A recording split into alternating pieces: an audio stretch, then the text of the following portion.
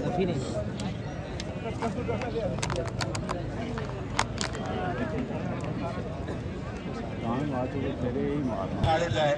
Enter करना चौथे साल दूसरी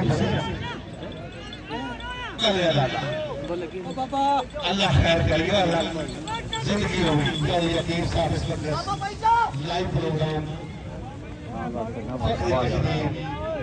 आपने ज्यादा देख रहे हैं क्योंकि निशा मुदीन है। वाह दादा वाह दादा मौजी